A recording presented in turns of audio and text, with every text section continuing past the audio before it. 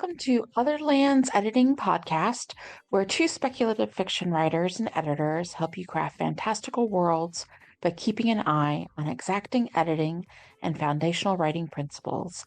Every 2 weeks, we bring you interviews with other writers, advice on editing and writers' craft pitfalls, and reviews of popular media to help you grow.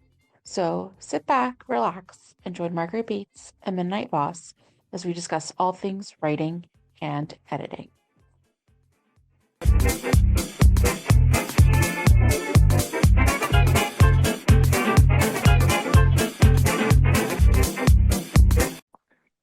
Hi, this is Margaret Bates, and we're coming to you with a mini-sode from the Other Lands Editing Podcast because we have a little event we're involved with that's coming up in October.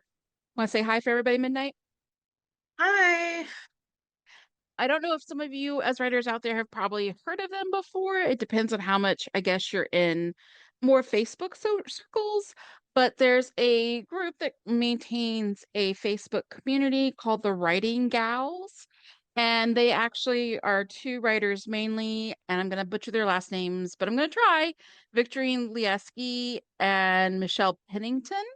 And so for a while, about 6 or 7 years ago, and you can still find their files on YouTube, and they have still a YouTube channel, but they haven't been as active in that regard. But they used to have a podcast. They had about 22 episodes going through different structures of writing.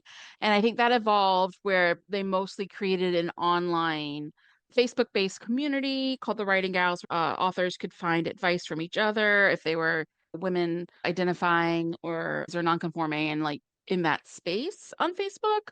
And so in the interim, I think last year or so, they posted a couple of special YouTube episodes talking about different tropes, specifically within romance, like Secret Baby or How to Do Grumpy Sunshine. But I know that at least since last year, I'm not sure how much older their conferences are. They've been doing these fall-based conferences where different editors and authors are invited to pre-record PowerPoint and slide deck talks. They're about 35 to 45 minutes long. And if you are one of the writers who signs up for the conference, you get access to these different classes and talks starting between the 8th and the 11th. And I think sometimes, depending on what arrangements they've made with the people who created the classes, some of them can be up under your ability to access them again until like February. So you get to look at the talks and see which one's on craft or business fit for you and go from there. So one of the classes up was going to be mine, and one of the classes up is going to be Midnight's. And there's probably about 30 or so other authors and also a key speaker who are all going to be providing content for this conference. And it's all online, so you have to even go anywhere.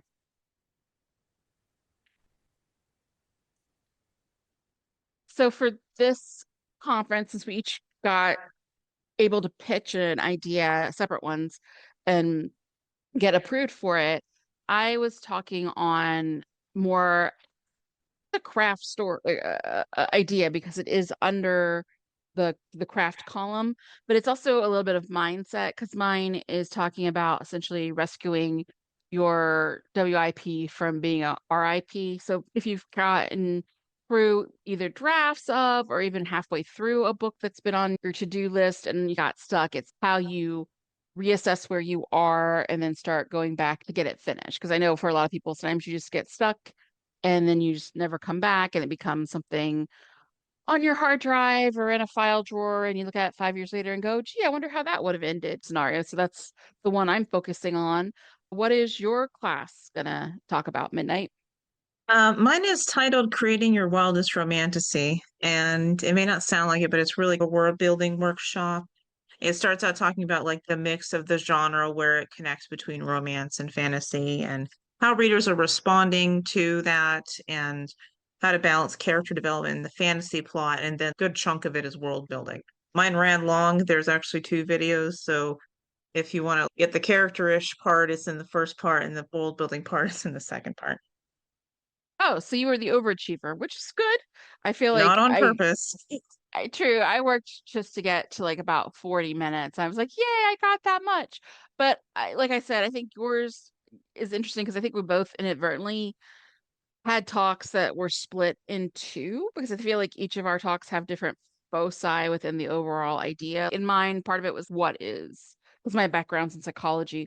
what cognitively goes into essentially writer's block or what gets into these sort of feedback loops where you feel you can't progress. And then literally the other half is more like strategies and exercises to get your creative juices flowing. But it sounds like, again, and I know this from the classes you've taught in the past, other workshops you've given, that you really take a deep dive into romancy. And I know that you definitely believe it's a lot of world building and you're great at it, but you also know both from having edited some that were not as, what's Yeah. the polite way to put it, is ready for prime. From Like character editing some, matters. but also, like when you look at the groups of readers online, they're all screaming for certain things. And if you pay attention to the pulse of the readers, you know that there's tons of room in romantasy because it's the hot genre and they want to absorb everything like the blob. And Huh. but then no, it's like they will get you in there even if that wasn't considered romantasy 5 years ago. When you're like, all right. But if you're looking at what the readers are looking for, then you can start leaning in and saying, well, maybe I can, push a little bit more in this area of world building or plot and dig into it and hit some traction. Whereas I think people may have a static idea of what it is that might not fit them. So I think it's good to go in there and think about the various ways you could come in on this trend if you want to get on it before it dies down. Yeah, that's the cyclical nature of trends, as I've already heard people be like, I like romancy, but my docket as an agent is full. What about this? And I also Yeah. noticed as an editor that a lot of people, I both feel that what is romantasy has expanded its own definition, but I also feel like people have tried to shove other species, and we've had this conversation before, that didn't start out as more the romantasy type. Okay, we used to be a lot of fairies, but now you'll see some vampire ones. Like it has become this thing where if you're writing anything that might be kind of speculative, that's not flat out sci-fi, all of a sudden they're like, can we shove it into like a romantasy? I've seen that trend for like, cozy fantasy to try and get subsumed in it. I'm like, you're opposite kind of things. I think a cozy fantasy is almost like the cousin to urban fantasies. They're low stakes, but they're still mostly in our world. But yeah, romancy is definitely that sort of blob you're talking about. I like it, but I can definitely see where it's becoming more Yeah. nebulous in the boundaries. And so that's been good to be able to have a class to explain here, this is what I still see as tenets of how you have successful world building for this. And also, hey, Yeah. part two, don't forget your characters need to exist and be well Yeah, we rounded and need have those. We goals. need both because that's what people are complaining is that they're not getting those core elements to it. So if you lean into those, you might be able to hit more success, I think.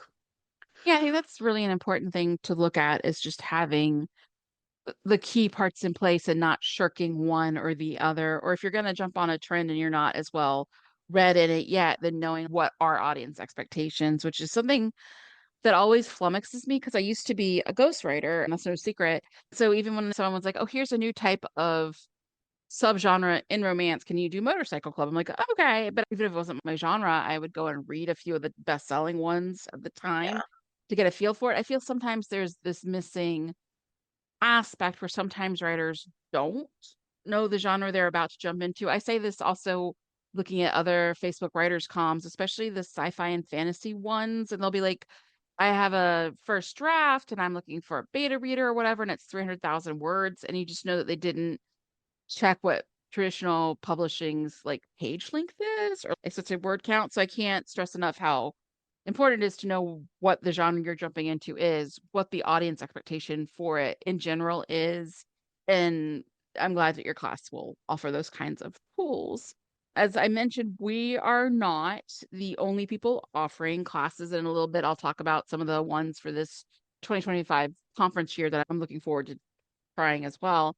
I will say that one of the things that was nice is that when we finished submitting our classes and could register as instructors for this year's conference, we were able to get into sort of what they held over as talks that the two founders, Michelle Pennington and Victorine Lieski, had from last year. So you could get a feel for the quality of what's going on and what's been presented previously to be like, okay, I see what they usually give as a standard.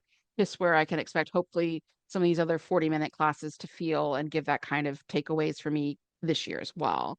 So I watched a couple, I guess I watched three. One of them I watched was called Crafting and Revealing Backstory. That was one of Michelle's.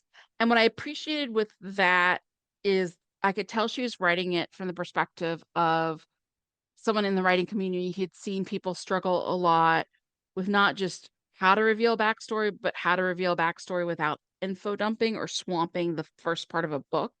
So she gave some sort of, don't everything doesn't one size fit all, but some benchmarkers of maybe you establish where your character is in the first 10% of the book, and then maybe for the next 40% you start dropping breadcrumbs. If you want to start having one or two heavy lifting flashbacks, make sure it's past the midpoint of the book, and just how to find different ways through different types of narrative formats to progress and dump into the backstory, like portion it out and talking about how yes, people want to jump to flashbacks, also guilty sometimes as charged, but that you can do it through not just narration, but also certain things the characters think or feel or how they react in a scene and not going too far into detail. I liked that one of her tips was you can't just have people info dump at each other or speak like in dialogue. It's just 10 pages of talking from one person. But she did say, and I think this is always true, like you can strategically pick a moment or two within the bulk of a full 80,000 word book where you can bend that rule a little bit. So she had an example from one of her own books where the heroine talks for like half a page, but it's one of these emotional cresting moments where she's talking about how hard her childhood was to the hero. And she's saying, when I was little, one of my happiest memories is actually one day at school, pretending the lunch lady was, or the cleaning lady was my mom and helping her clean that day. And she split a tuna sandwich with me. And it was just so nice because my other mother, my actual mother, was an alcoholic, so I never got any support or even a lunch from her, and it was really sad, and usually people don't barf out their life story, but you could tell that Yeah. and she was explaining it where it had come in the book, she had hit like a catharsis moment, and she had to get it off her chest. Yeah, I did take a look at that. Like, I didn't look as many as you did, but I did find time to take a look at that one quickly. And I think what's useful about that is you may have, as a reader or writer, had inclinations towards those, but having examples and some benchmarks, as you say, for what you're supposed to do is useful, at least of having the framework for it. And that's what looking at craft study does for you. Like it may feel like, okay, I just want to write. Can I just write? And you can, but the way that writing works is the more that you read other people's stuff, the more you evaluate, the more you get a language for it, the more you're able to do things deliberately. And I think that that one in particular will be useful for that. Yeah, I think that's true. I suppose bring it back to writing fiction and something I don't know anything about in reality. I was a musician, but it was very bad violin. But like jazz, just improvisational jazz, the only reason it works the way it does is because they've already practiced all their scales and played their John Philip Sousa, and they know how to do actual, jazz or music where the rules are very set. Like you can't break the rules selectively until you know why you can or can't get away with that. Again, like with Michelle's example, she's pretty much played the rules of quick moving dialogue that goes through and forwards the scene. And she saved up for that one opportunity to be like, okay, she's met her emotional peak. She's got to let it all out.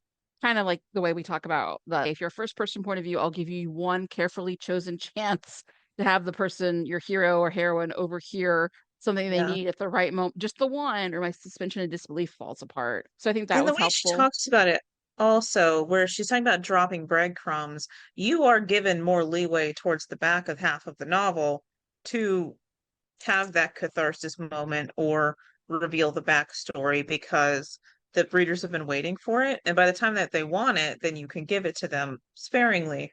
But the longer you tease them, the better it is because the more they want it. Yeah, you're edging your readers into getting the full backstory, so to speak. I also watched because I wanted to get a feel for how Victorine prepares her talks. She did one which was cute. I mean, wasn't as relevant to me because I don't right now I write some romances, but I'm also been focusing and shifting to horror. But she presented one called A Recipe for Compelling Romance. And I think she did a good job creating that wraparound structure of pretend like you're doing a cooking recipe, and it allowed her to focus on different elements and then the nuances or the spices that would go with those elements. So talking about characters and how you have to make them likable and how you can add some nuance to them and how you can flesh them out by giving them actual goals, motivations, and conflicts. And I know that sounds basic, but again, that's kind of the structure of a recipe is leading someone who may be a first timer through how do you put these pieces together and then reminding someone who's done a lot, well, this is the recipe that I've been using as a template that's been helping me so you can get back in touch with those basics. I think one thing she mentioned that besides characters or tropes or those kind of things, was especially if you are writing a romance or piece of romance fiction, was that physical attraction and physical touch is actually a really big part of those types of books. And she was really conscientious in how she set up the recipe ingredients in that aspect of touch to say, like, it's proximity to each other as you go through the novel. Your two lovers, your menage, your polyarrangement, whoever, they should be spending more time together. They should be in closer connection with each other. The conversations they are having should move from more cocktail party superficiality to deeper and more layered and literally physical touch. Like if you're someone who's writing quote sweet or what we call a closed door where some of the bigger actions don't, actually happen on the page, like the PG-13 writing of books. How like it's just a touch or a caress of the face or a kiss is a big moment to build up to. Obviously, if you're writing something that's fuller on the page, has explicit sex scenes, the HBO of a book or flat out Skinemax if you're writing erotic fiction, then you'll have obviously full sex scenes and things where that comes in, but she's very attentive to making sure she addressed how intimacy is built through physical touch and proximity, whether it's a higher, lower heat situation. But also something that I think I find a lot as an editor where someone's writing a romance, but they don't do a build up. So she was very careful in that part of her ingredients list to be like, you can't start at 100%. You've got to ramp it up. You've got to build that tension. You got the tension for breadcrumbs for a backstory, but you have that tension culmination of a relationship. And as I like to put more bluntly than Victorine did in any of her presentation, you don't want to shoot your wad, romance speaking wise, early. So That got into my romantic talk too. As far as like building the characters with building the romance, because you've got the three elements, characterization, the romance itself, and then also like the fantasy plot of they try to start it as the high heat. And I was just reviewing a book on this, and some people just want super high heat, and that's great. But if there's no build, it ends up getting a little repetitive, which is not what you want, is you want it to stay exciting. So as you were saying, finding little ways to make those physical connections and build them, even if it is a lot at once and always, and even on a racetrack in front of other people. Like I need it to go somewhere. well, it's going to Pound Town. No, I'm sorry. In all One, seriousness, I feel like no matter how erotic or high heat the story, each sex scene has to have something about it that's different than the others. Maybe yeah, they've that's reached something a new that level brings of something emotional new. intimacy. Maybe they're in a different location. Maybe they're in a different position. Maybe it says something about the power dynamics in their relationship that the other sex scenes haven't. But it just feels like insert tab A into slot B and like over and slather repeat. That's when you have that. I feel like I don't that's know. something that It's we've learned frustrating. from fan fiction rather than a craft class. True. Yeah. Definitely also true. And the final of the three that I did review was called Beating Burnout by Nurturing Your Creativity. And that was also one of Michelle's. And I appreciate that it was something where she gave credit to other writers or other people who had provided her information that she'd researched their work. So she recommended some books in that, The Artist's Way and Bird by Anne Lamott, and a lot of Becca Syme, who also has her own YouTube channel and her podcast and lessons about burnout and writer's process. She's the one who does the series about quick cast. That's what it's actually literally called. But I think that she put in a couple of things to look at if you're feeling like you might be burning out as a writer. And one that she said that I wrote down was, as writers and creatives, we must align what we expect from ourselves and then end up piling on our plates and match that to what we are actually safely capable of, because it's possible to burn out to such a degree you can't ever replenish the well. And also, and this is not a unique sentiment, but I think it's a good thing to remember, because part of burnout is feeling like you have to do everything to keep up with the Joneses and all the other writers and all the social media this and the blah blah that and the trend for the tropes.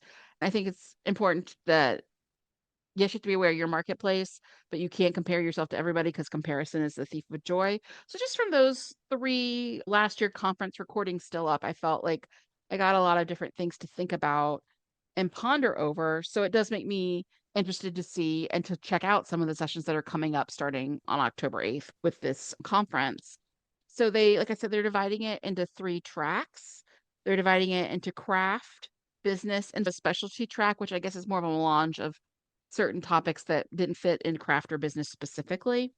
Mhm. Under craft, I'm actually really curious to see the one by Michelle Pennington again, both because I think she's a good presenter, but also it's called Where Romances Go Wrong. And I think it's really great to see, like you were mentioning earlier, like you're reading a book, you're seeing how people you like as authors do and manage things like building out backstory.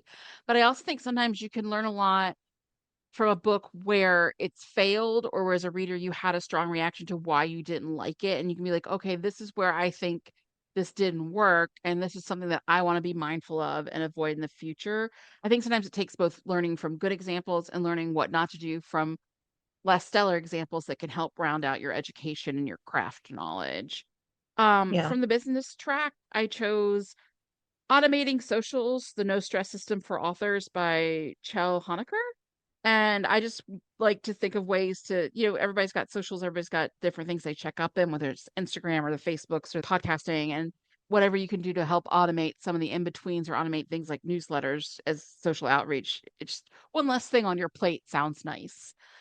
And then under the specialty track, I wanted to check out the Susan Myers Silencing the Inner Critic, Overcoming Imposter Syndrome, Embracing Perfection, because I tend to have that problem where I make perfect the enemy of good. I know that about myself and I get a lot of stress from there. But I will also give a special shout out to the How to Be a Healthy Author by Lisa Swinton, because that's also personally on my mind a lot lately. So, Midnight, what were some of the upcoming talks that you might be interested in? Um, well, I'm definitely going to watch yours because this is probably the first time we've had one of those where we didn't talk about it before. I have several workouts in progress that I want to rejuvenate over the next month, but also into the craft section. There are a lot of interesting ones under the craft. I looked at the one that says From Flat to Fierce, Developing Unforgettable Character Arcs. There's one right above it of writing authentic male love interest. Now, I don't tend to write head, but like I would like to see what the conversation around that is. So those would be really interesting to me. I could probably list half of them under the craft, but I'm not as into business, and that means that there are some under there that I should probably look at. Of the ones that are of most interest to me, the building blocks of cover design, I'd probably take a look at because I have done covers for people, but I don't do it as frequently because I know that people are just, it's a whole thing. So I'd like to see what people are talking about with that and maybe like selling books at craft fairs from Julie Kramer. Under the specialty, obviously, I'm going to look at the one that there's one from SD Semper that's Mr. Darcy's Autistic, Neurodivergence, and Mental Illness in Media. I would like to look into what they're saying about that and having protagonists who are neurodiverse because a lot of mine are. So those are the things that I'm interested in right now. Yeah, my eyes had roamed over it and I hadn't seen the one about writing a more authentic male love interest. Because I will write head, but sometimes I write male male. But I don't know. I think because I've been in a lot of critique groups over the years with aspiring romance writers, and this goes back like a decade. And sometimes I just will read early drafts from sometimes the writers are newer. Sometimes they've had a few books under their belt, and sometimes just reading how they write men comes out as like locker room jerk is the default for men where they're just cursing a blue streak and really gross about women, which is probably true for some guys, but not necessarily the way I'd want to read a hero who's kind of doing that. But sometimes become this overcompensation. So I would be interested to see what her take is on it, speaker's take is, because sometimes I feel like the overcompensation is like, well, guys don't think about their feelings, or guys are going to curse a lot, or guys are only going to be interested in physical attributes because all they think about is sex, or guys, like how have we in Yeah. all truthfulness, like to say patriarchy hurts everybody because it hurts men by putting them in these very tiny boxes. Sometimes I feel like that gets reinforced, even with women romance writers often who are writing their ideal heroes, but they still try and slot them into these very restrictive, well, he can't have but three emotions role. And I find that frustrating. Yeah. I think And it comes about in part like you're trying to, it's so pervasive to have first person alternating that they mhm. don't really know how to make the male character sound distinct. So he just swears a lot and sounds like a teenage boy. And I think that's kind of funny because for my characters, the character that swears the most is an adult woman. When I think you and I start writing a male character, because I do write the male as well, we're starting from traumatizing this character first and then moving into their development and story. So it's not like we're going out of our way trying to make it sound like a guy. So I'm wondering if there are other things that I might fall into that when I wasn't deliberately trying to say, ah, yes, this is a male. Yeah, and that's fair. I think from my perspective, I'm a twin, and my twin is a fraternal twin brother.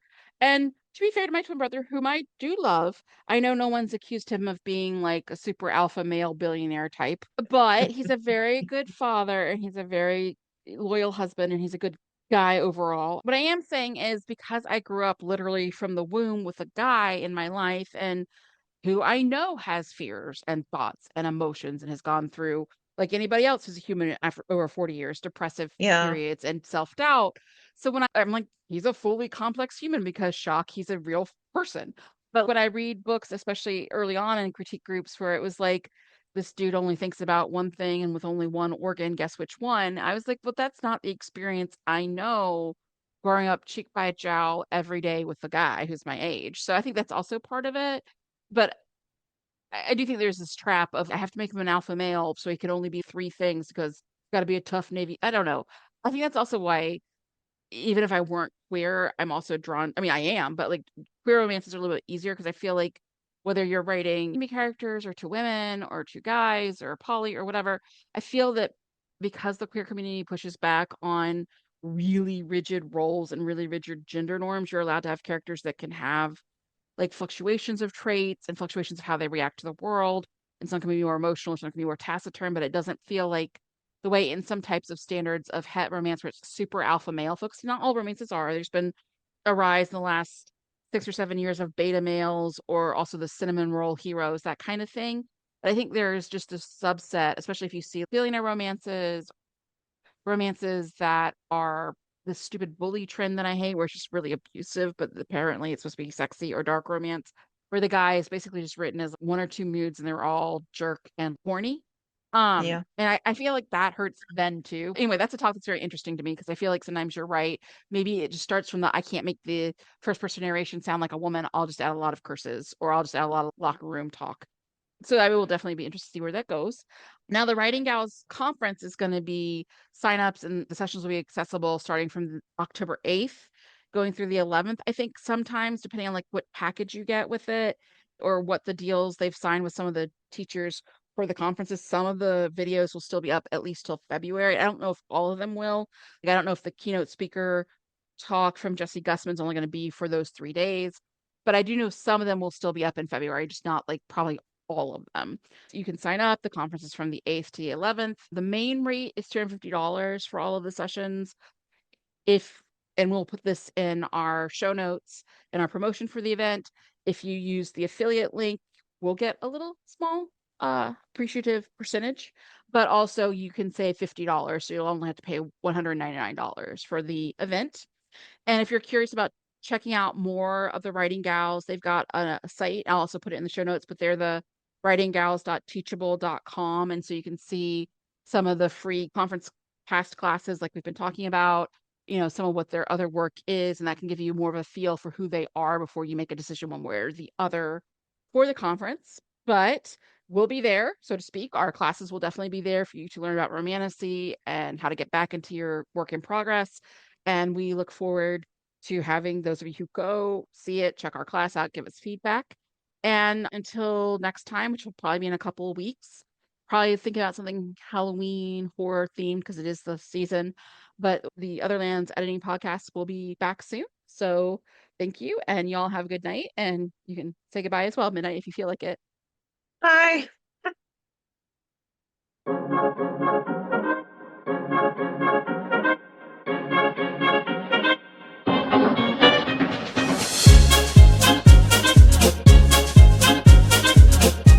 Thank you for joining the Otherlands Editing Podcast. Look for our next episode coming soon, and in the interim, be sure to like, share, and subscribe.